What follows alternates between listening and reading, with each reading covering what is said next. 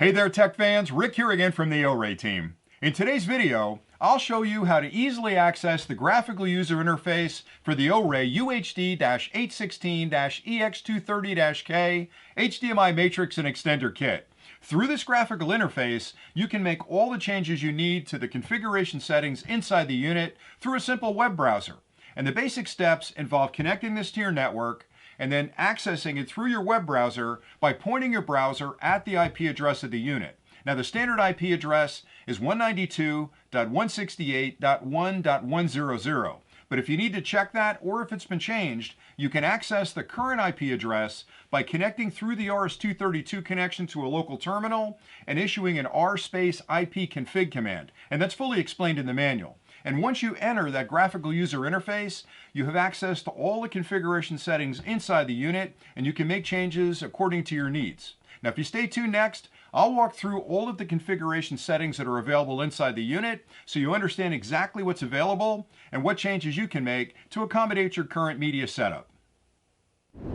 When you open a browser and navigate to IP address 192.168.1.100, you'll be greeted by the logon screen. Here you can enter your username and password. The default username is admin with a capital A, and the password is also admin with a lowercase a. Once your credentials have been entered, simply tap the logon button to enter the configuration options. The first tab you'll see when you log on to the HDMI matrix is the status screen, which provides a wide variety of good information about the product. Here you can see details like the model number and current firmware version. This tab also lists the current IP address, subnet mask, and other important details about the product, including its MAC address. The Video tab allows you to send the media content from any of the 8 input devices to any of the 8 outputs for the product. By default, these are configured in a one-to-one fashion with input number 1 to output number 1 and so on. To change these, simply tap the input box below the input number you'd like to modify and select a new input from the drop-down menu.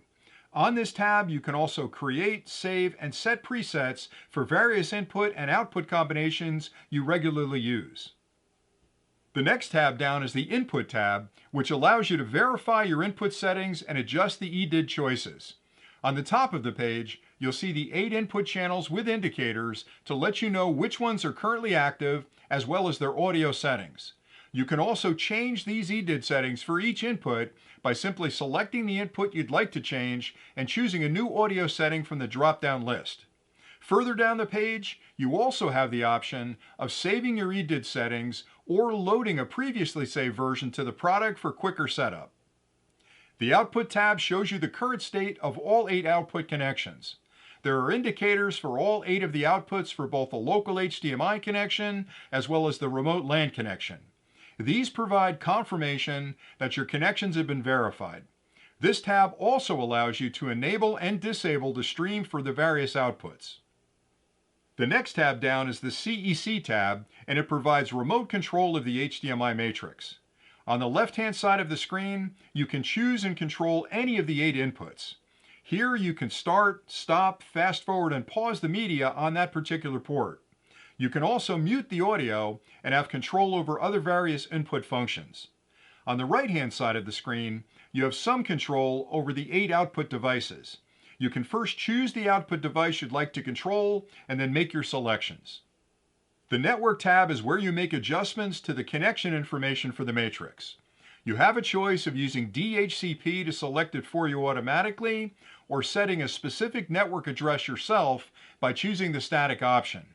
You can then adjust the product's network address on the LAN, including the subnet and gateway to a specific setting. You can also modify the name of the device on this screen to suit your needs. If you change these settings, make sure to tap the Save button to apply them to the matrix. The System tab page provides even more control over the general operations of the HDMI matrix. From this screen, you can lock the buttons on the front panel of the unit to prevent unwanted changes to the settings. You can also disable the beep that is heard when the unit is first turned on. Further down on this tab, you can easily modify the baud rate for the serial RS-232 connection.